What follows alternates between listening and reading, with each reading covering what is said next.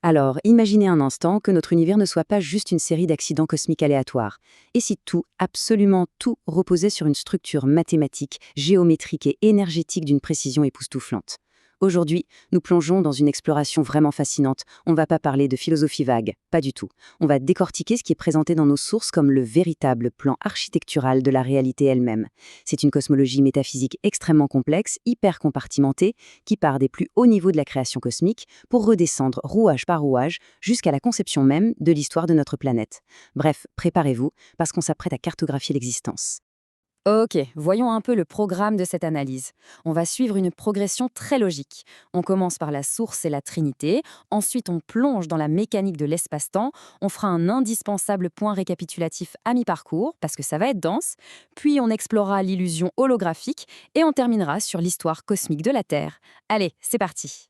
Section 1. La source et la Trinité, c'est-à-dire la géométrie fondamentale.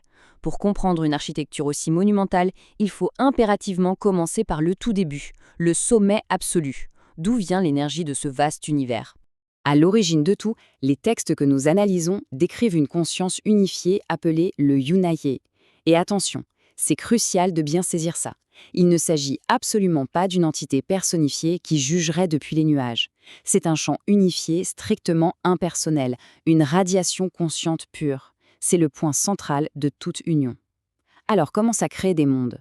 Eh bien, ce Yunaye génère la réalité à travers un processus mathématique de fractalisation exponentielle. Pour faire simple, la conscience se divise et se réplique à l'infini. Elle crée des sortes de graines divines qui portent en elles exactement les mêmes caractéristiques que le champ unifié d'origine, mais à une échelle beaucoup plus petite. C'est littéralement la substance primordiale avec laquelle tout le cosmos est tissé. Et c'est de ce fameux Yunasai qu'émergent simultanément trois forces vitales primordiales. On aborde ici le concept de la Trinité, mais oubliez l'aspect religieux traditionnel. Ici, c'est abordé d'une manière purement énergétique et mécanique. D'abord, on a le Manu, qui représente le vide, le point central, l'étincelle interne. Depuis ce centre d'immobilité, deux forces jaillissent.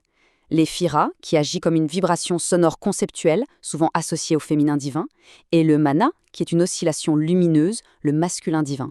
Il faut vraiment insister là-dessus. Ce ne sont pas des figures créatrices externes qui exigent quoi que ce soit de nous. Ce sont les mécaniques internes de l'énergie. Toute la matière de l'univers, absolument chaque pensée, chaque dimension, est littéralement fabriquée par l'interaction constante de ces trois courants de force vitale.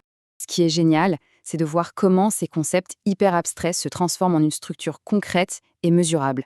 Cette trinité primordiale va en fait descendre en fréquence, palier par palier, pour former des courants d'énergie très spécifiques. Tout en haut, on a le Kundarai qui opère au niveau de la matrice énergétique pure, le son primordial. Puis, cette énergie se condense un peu et devient le Kira-Sha, qui crée la toute première lumière dans les dimensions 13 à 15. On descend encore d'un cran et on trouve le Maharata dans les dimensions 10, 11 et 12. Là, on parle de lumière liquide pré-matière, c'est la dernière étape avant la solidité. Et enfin, tout en bas, on a l'Antakarana, qui alimente les dimensions 1 à 9. C'est ce courant-là qui crée la densité physique et éthérique que nous connaissons. Donc chaque niveau de notre réalité est alimenté en permanence par ces gigantesques courants géométriques. On passe à la section 2, la mécanique de l'espace-temps, ou comment se crée l'illusion. Maintenant qu'on a vu d'où venait le carburant cosmique, voyons comment il génère la structure même de l'espace et du temps qu'on expérimente tous les jours. Alors là, accrochez-vous, car on touche à une notion littéralement vertigineuse de cette cosmologie, la rotation angulaire du spin des particules. C'est le secret absolu qui permet à de multiples réalités de coexister. Pour bien comprendre, prenons une analogie toute simple. Pensez à un poste de radio. Dans la pièce où vous vous trouvez en ce moment, il y a des dizaines de stations de radio qui émettent simultanément. Pourtant, elles ne se mélangent pas, elles n'interfèrent pas, car elles utilisent des fréquences différentes. Eh bien, pour la matière, c'est exactement pareil. Le taux de pulsation et l'angle de rotation des particules déterminent ce qu'on appelle la densité de la matière. De ce fait, des univers entiers, avec des planètes et des civilisations, occupent exactement le même espace que le nôtre, superposés, mais demeurent totalement invisibles, simplement à cause de cette petite différence mathématique dans l'angle de rotation de leurs particules. C'est bluffant, non ? Et cette fameuse rotation des particules dont on vient de parler, elle est intrinsèquement liée à la mécanique du temps.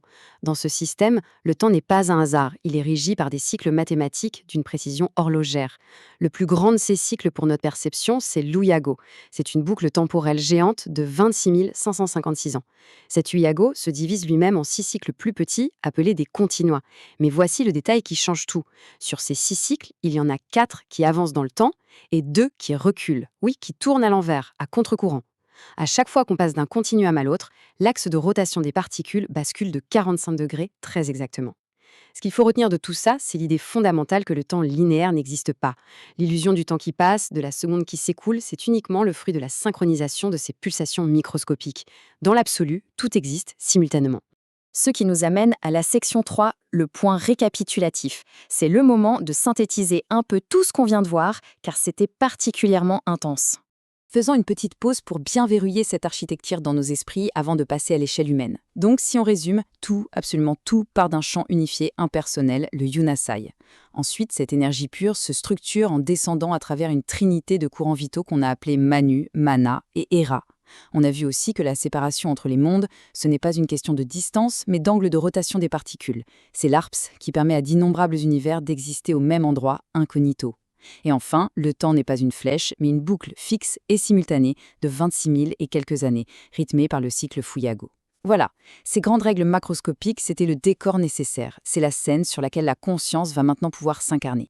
Passons sans plus attendre à la section 4, l'illusion holographique et l'âme. On quitte l'immensité du cosmos pour zoomer sur quelque chose de beaucoup plus intime, l'âme individuelle et notre corps biologique. Il y a cette citation magnifique dans les sources qui dit « Toutes les créatures et choses sont des êtres spirituels ayant une expérience manifeste. La réalité manifeste n'est qu'un paysage onirique dont nous finissons tous par nous réveiller. » C'est une bouffée d'oxygène, n'est-ce pas? Ça agit comme un véritable ancrage philosophique. Après tous ces calculs d'angle et ces courants vibratoires, ça nous rappelle le but profond de ce système. Les mathématiques sont complexes, oui, mais l'objectif, c'est l'évolution de la conscience à travers une expérience. Une expérience qui s'apparente en fin de compte à un immense rêve structuré, un paysage onirique programmé de toutes pièces. Mais alors, comment on le perçoit ce rêve? C'est là que notre corps entre en jeu. Le système utilise littéralement notre corps humain comme un projecteur holographique. On peut imaginer la biologie corporelle comme une véritable lentille chimique. Dans cette cosmologie, l'ADN n'est pas juste une double hélice biologique, c'est un programme informatique très dense, rempli de codes mathématiques et géométriques. Quand notre système neurologique traite ces codes à travers nos impulsions électriques, notre conscience a l'impression de voir, à l'extérieur d'elle-même, un monde en 3 dimensions. Autrement dit, cette table, ces murs, ce qui nous semble si solide, c'est simplement la traduction interne du champ unifié qui est projeté vers l'extérieur. C'est nous qui projetons l'hologramme. Et cette conscience qui projette, comment est-elle structurée? Elle est extrêmement bien compartimentée. L'identité humaine est divisée en plusieurs couches distinctes. D'abord, on a la matrice incarnée. C'est notre expérience physique de base, ancrée dans les dimensions 1 à 3. C'est ici que tournent nos instincts de survie, nos émotions quotidiennes et notre raisonnement logique. Mais juste au-dessus, agissant comme un superviseur, on trouve la matrice de l'âme, située dans les dimensions 4 à 6. Elle gère des niveaux de conscience beaucoup plus subtils, l'astral, l'archétypal et l'angélique. Et tenez-vous bien, selon ce modèle, une seule matrice de l'âme va se projeter pour créer simultanément 12 incarnations distinctes dans l'espace-temps matériel, 12 versions ancrées dans des époques ou des lieux différents. Nous arrivons à notre dernière partie, la section 5, l'histoire cosmique de la Terre entre conflit et sauvetage. Jusqu'à présent, on a exploré la physique et l'anatomie pure. Mais tout ça s'inscrit dans un scénario narratif, une vraie fresque historique qui ancre ces concepts abstraits dans des événements dramatiques à l'échelle galactique. Au cœur absolu de ce grand drame cosmique, il y a ce qu'on appelle la sphère d'Amanti. La façon la plus simple de se représenter cette sphère, c'est d'imaginer un gigantesque disque dur de sauvegarde génétique. Le récit raconte qu'à la suite de cataclysmes effroyables sur une planète de dimension supérieure nommée Tara, des millions d'âmes ont perdu leur capacité génétique à évoluer. Elles étaient bloquées. La sphère d'Amanti a donc été conçue et insérée directement dans le cœur énergétique de la Terre. C'est une matrice d'accueil, un portail dimensionnel de sauvetage. Sa seule et unique fonction est de permettre à ces âmes perdues de réévoluer, de reconstruire pas à pas leur modèle d'ADN originel pour pouvoir un jour rentrer chez elles. La Terre serait donc en quelque sorte une planète de réhabilitation. Et ce qui est vraiment captivant sur cette chronologie, c'est de voir comment l'évolution biologique de l'humanité est calquée sur cette mission historique. La mission de sauvetage avec la sphère d'Amanti aurait débuté il y a 550 millions d'années. Mais évidemment, rien ne s'est passé comme prévu. Le point de bascule majeur, selon les textes, intervient en l'an 2500 avant notre ère, avec ce qu'ils appellent la mutation en damier. C'est un événement charnière. Les sources affirment de manière assez audacieuse que l'histoire iconique de la crucifixion a été en réalité introduite pour symboliser métaphoriquement cet événement précis. Un blocage technologique, intentionnel, des brins de l'ADN humain. Un sabotage qui a déconnecté l'humanité du fameux courant supérieur, le D12. Ce blocage aurait eu pour effet de réduire drastiquement notre espérance de vie et d'effacer la mémoire multidimensionnelle de l'espèce. Le drame dure des millénaires. Mais le récit trouve sa conclusion, ou plutôt son renouveau, très récemment en janvier 2000. À cette date, le réseau aurait été réinitialisé et le courant des 12 rendu de nouveau disponible, offrant théoriquement la possibilité de nettoyer ces distorsions génétiques séculaires. Toute cette architecture ésotérique fascinante que nous venons de disséquer nous présente un univers où la conscience, l'ADN, le temps et la géométrie sont totalement interdépendants. Et ça nous amène à une réflexion finale vraiment intrigante. Si, comme l'affirme cette cosmologie, notre corps physique n'est que le projecteur d'une réalité holographique, et si ce fameux projecteur a été historiquement bloqué, bridé pendant des millénaires, alors qu'est-ce qui nous attend ? Quelles sont les véritables limites de la perception humaine si l'on parvient un jour à lever ces blocages génétiques et à nettoyer entièrement notre lentille chimique ? Imaginez un peu l'étendue d'un potentiel humain qui deviendrait littéralement multidimensionnel. De quoi donner matière à réflexion. Merci d'avoir suivi cette plongée au cœur de la cosmologie métaphysique.